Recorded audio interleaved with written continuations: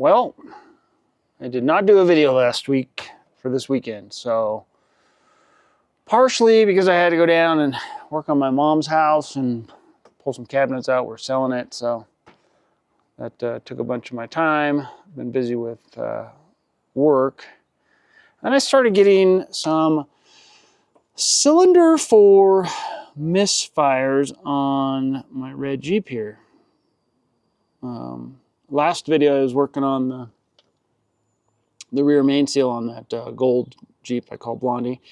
And that thing's still rock solid. It's not leaking, so I'm happy with that. But this one now is decided to misbehave. So I didn't notice it until I pulled away and then pulled back into the driveway because I forgot something in the house. And I walked in and I'm like, what the heck is that noise? It is running. And it sounded like a vacuum leak. I'm like, well, that's odd. And I'm like moving I couldn't figure out where the vacuum leak was, which was weird because it sounded like it was coming. Sorry if that sun is right there. Sounded like it was coming like right around number 4, around this area, like right down here. And so I'm like, well, what the heck? Still couldn't find it. I'm going to start it up and I'll show you. Check engine light's on right now. It has a P0304. Let me grab. Okay. I'll come around this side so the sun's not directly in it. I'm going to take my microphone. And I don't know if you can hear that hissing. It's hissing pretty bad, right? So it's hissing. Psst, you should. I don't know if you can hear that. So here's a good way to check. Put my microphone back on here. Hold on.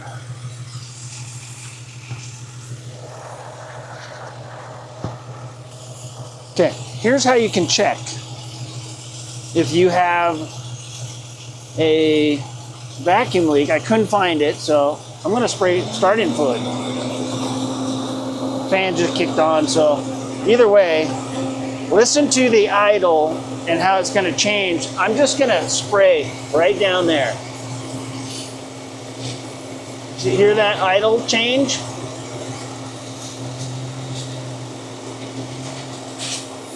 I mean, I can make it almost die.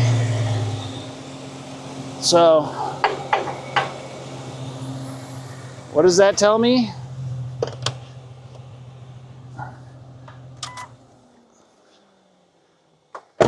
So it tells me that most likely I have either this intake is loose or the gasket is bad. I've never had a gasket go bad on that, so I guess I'll check all the torque. Also, this is really interesting too.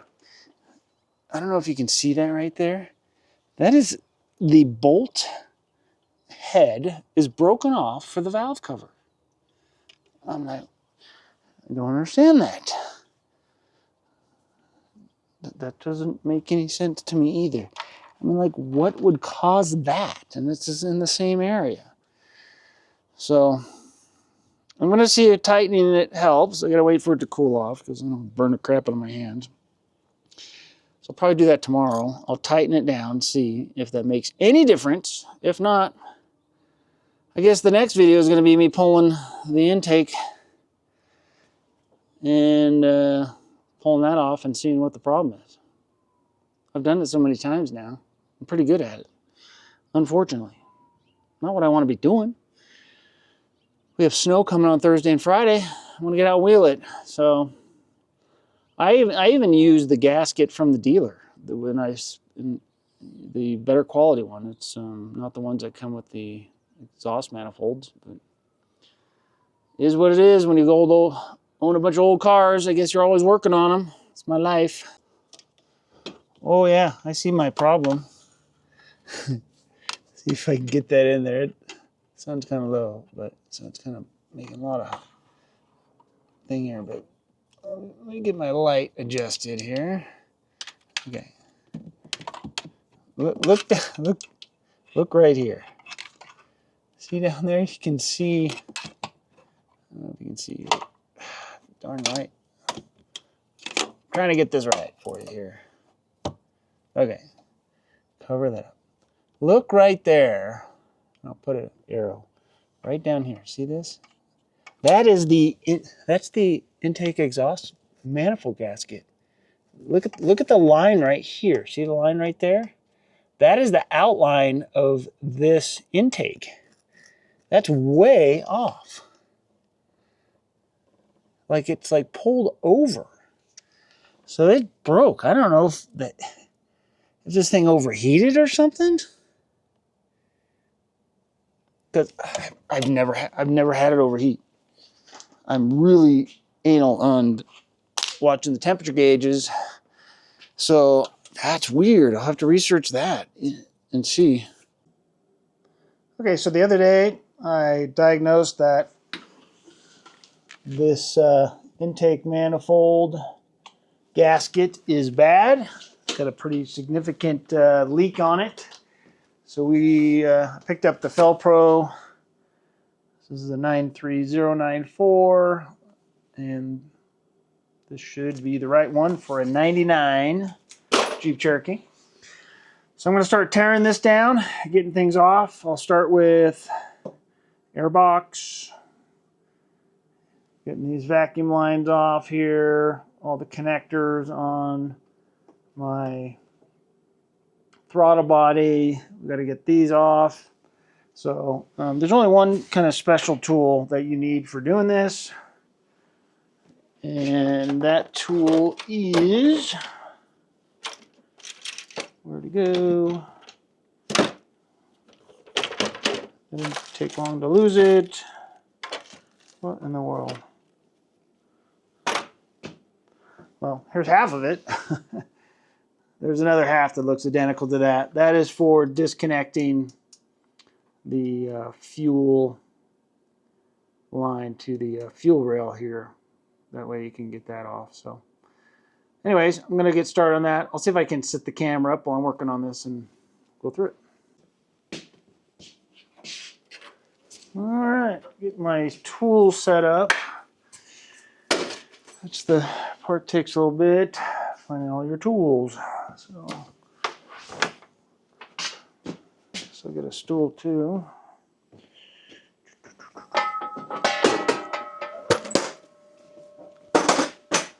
All right, let's start ripping. Step one I'm doing, this is taking off this.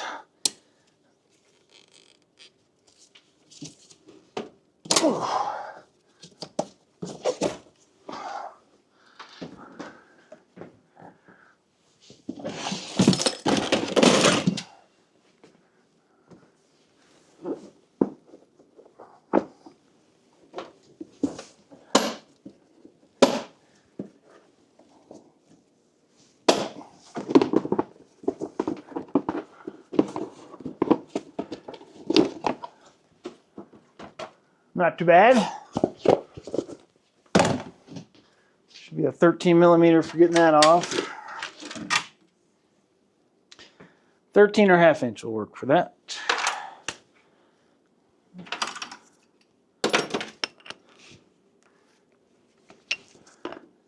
And 13. Grab a battery for that.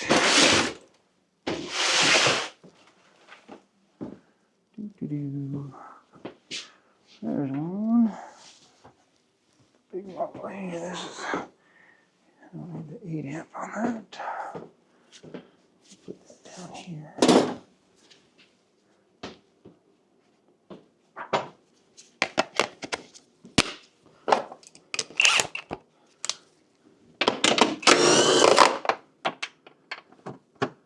Been pretty happy with the Harbor Freight impacts.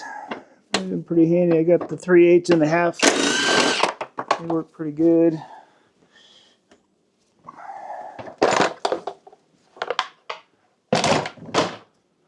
Next, we'll disconnect we're gonna get the linkage disconnected next.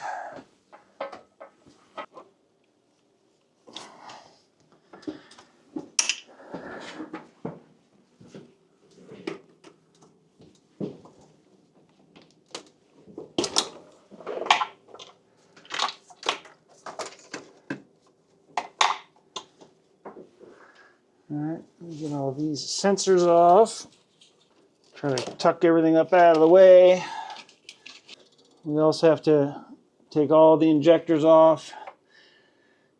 I mean, the plugs for the injectors, those need to come off. So here's what we're getting. Get all the connectors off of these, working on that. Get all of the fuel injection connectors off. We're going to have to disconnect this, the power steering pump that is, to pop this thing off and lay that on the other side of the motor. We're going to just, once you get all of them disconnected, separate, just trying to get this isolated so that we can then go and unbolt it. We do have to disconnect the manifold intake there, the collector down there, so that we can get that separated as well. I don't know about you, but most of my injector clips are broken. So this is a dental tool that I picked up. There's a kit, Amazon, super cheap, and it makes really nice for getting in there to lift it, and then I can pull it off. So let's see if I could set the camera here. Not. There you go. So if I just put my pick in there and I can get into it, and that should pop right off. There you go. That is a lot better than fighting it, especially the ones back here. You can't really get to it very well. Get in there, lift it, boom, off. Little tip there.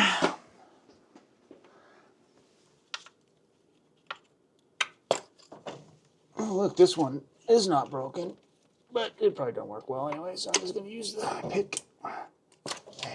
Yeah, winning.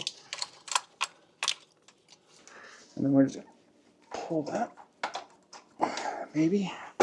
It's really hard. I don't know how some of these people do this on a camera while they're holding the camera in one hand. There we go. We didn't break anything. All right, this wire, which is this one down here, is going down to the O2 sensor. I need to crawl underneath and unhook that. Okay, so now I'll show a picture in a minute, but we need to get this off. This is your fuel rail there. So what I think I'll do is take the cap off the pressure valve here and just bleed it if there's any pressure in it. Doesn't look like there is. A little rag underneath it, catch fuel. And this is that tool you need. I think you just use the small end. I'm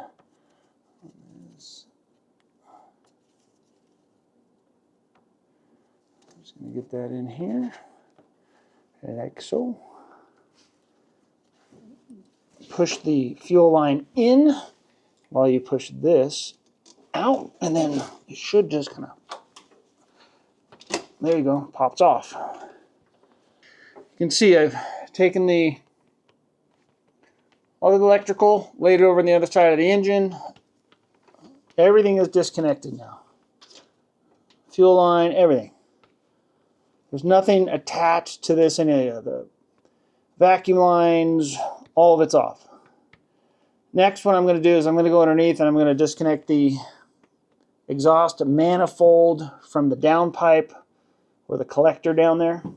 And that's, I think, two 14mm bolts to get that out. It's kind of a pain to get to a little bit, but once that's loose, then I can start taking all these bolts off. Some of the ones on the bottom, they're really hard to get to, so you just kind of have to feel for it.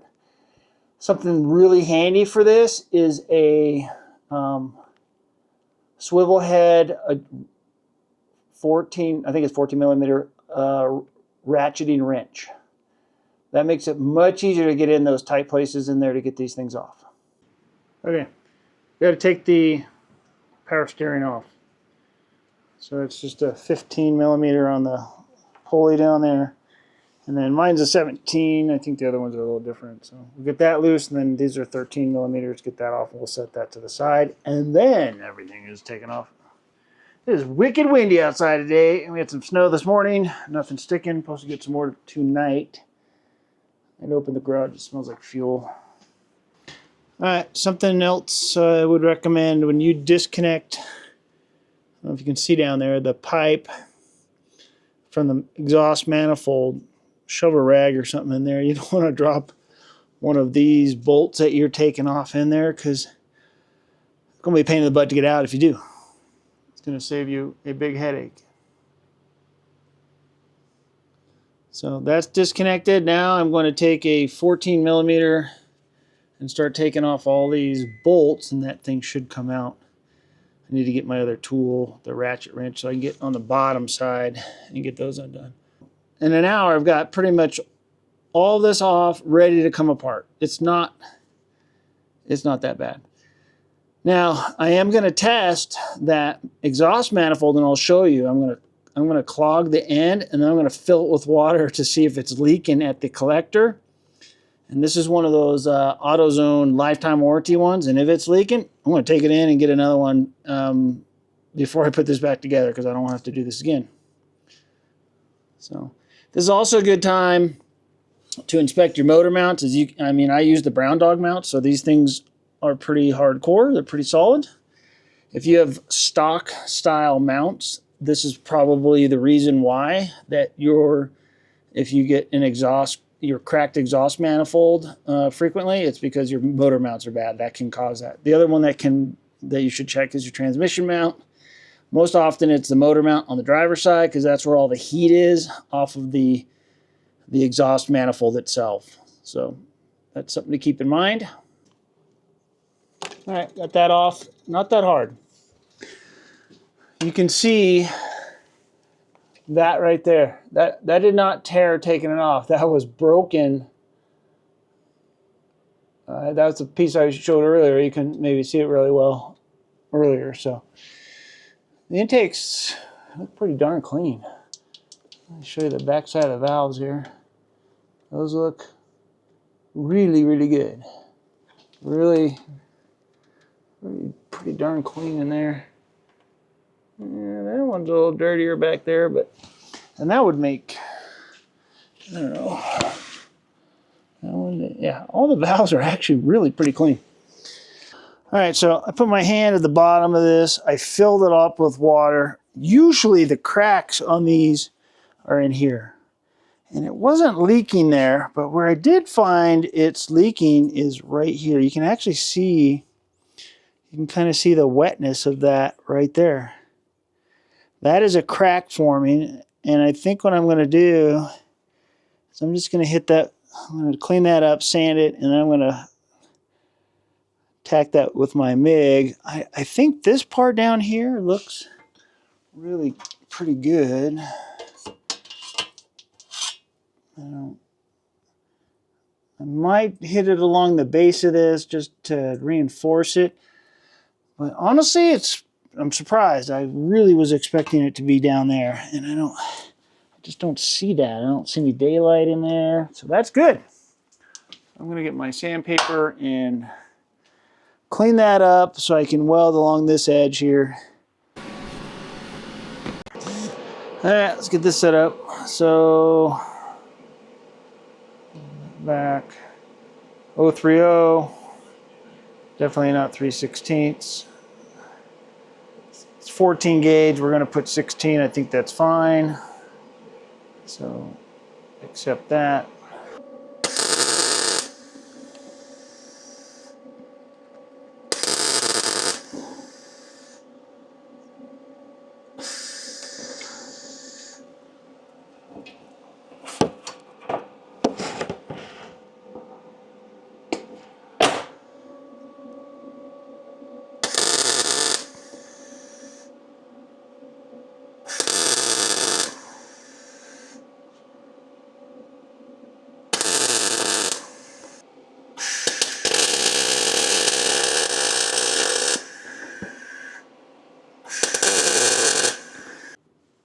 All right, this surface is clean, very smooth, and took a brass brush to that, clean off the stuff, and then I wiped it down with some brake cleaner.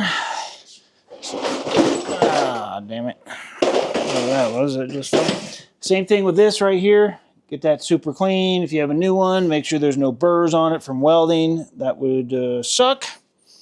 And then on this, I use a brass brush to get those surfaces super clean. If this thing is like filthy, this one's actually really pretty clean on those. I've seen them like there's just so much sludge on the inside that you'll probably want to take that throttle body off and really clean that good. Just now's the time to do it. And then I don't know what the deal is with this year vehicle, but the gasket, I had to clear it a little bit on all the exhaust ports because you can see these exhaust ports on this are way bigger and these are small, and it was like a 1/4 inch gap it was hitting, you know, like it would block the airflow. I'm like, well, that's stupid. So I don't know if I made it worse or what, but hopefully that doesn't cause a problem.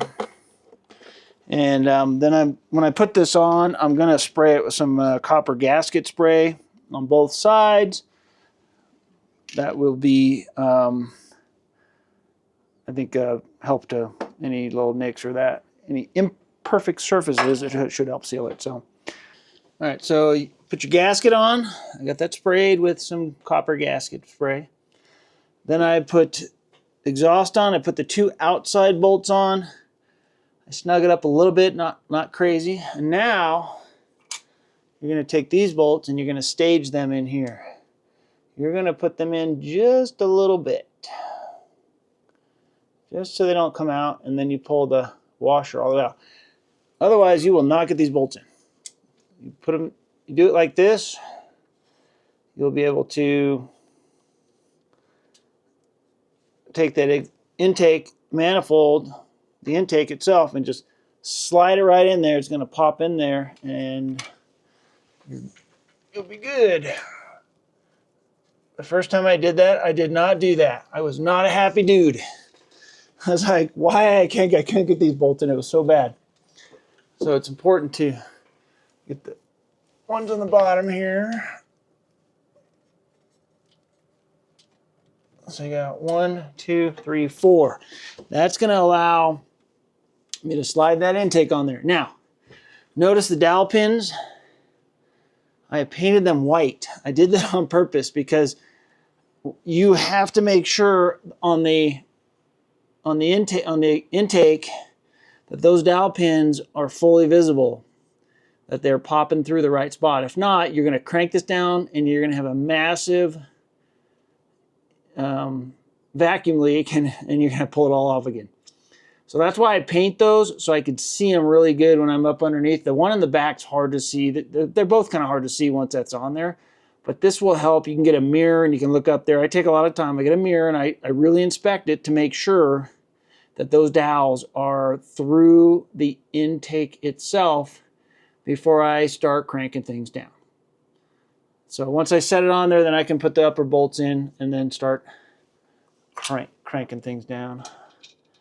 And there is a specific order that you want to do it in. I'll throw that up here with the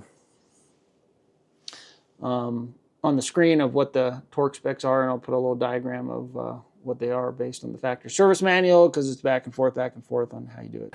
All right, so you want to try to inspect I think I got this in the first shot, honestly. Sometimes it just does not line up. One way you can tell if you're lined up is if this is like level all the way across, like not off kilt or anything.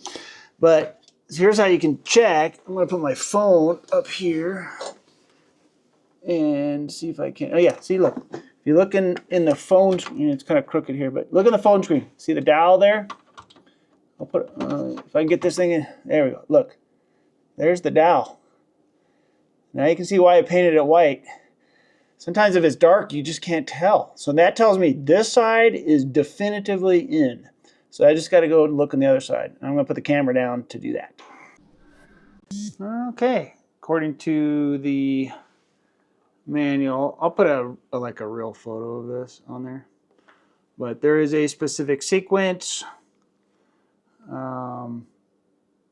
They should be torqued to 24 foot-pounds, except for bolts 6 and 7 are 23 foot-pounds. That's the outside one. So the order is you kind of start in the middle and the bottom, and then pop over here. 1, 2, 3, and then you go 4, 5, 6, 7, 8, 9, 10, and 11. So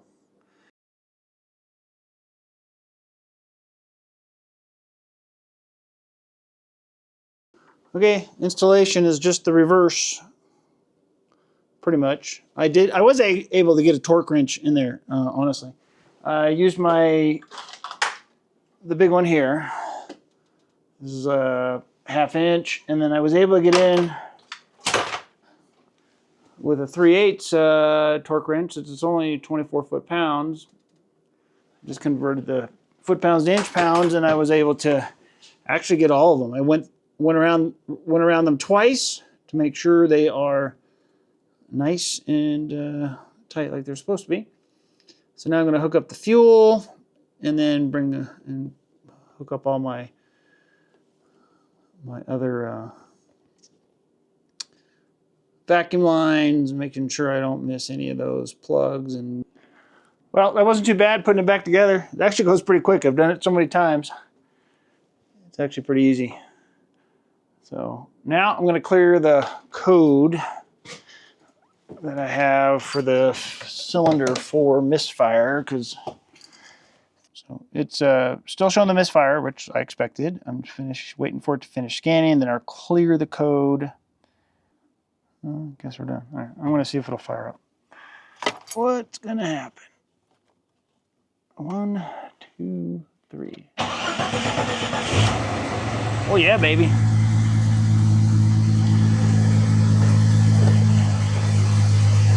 Like that.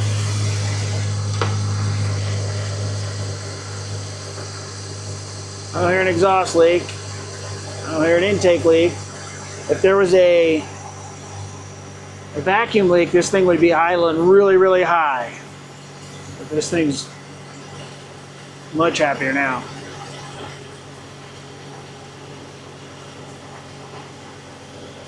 Now, if you had put a new exhaust manifold on, this thing would be smoking like Cheech and Chong in their van because all the oil that's on that. So don't be surprised if you start in your garage and it's smoking quite a bit as it burns all that oil off of it. So, but yeah, that's idling smooth. I like that. All right. Now to clean up and take it for a test drive later. Hope this was helpful for you. If you decide to tackle this project, it's really not that hard.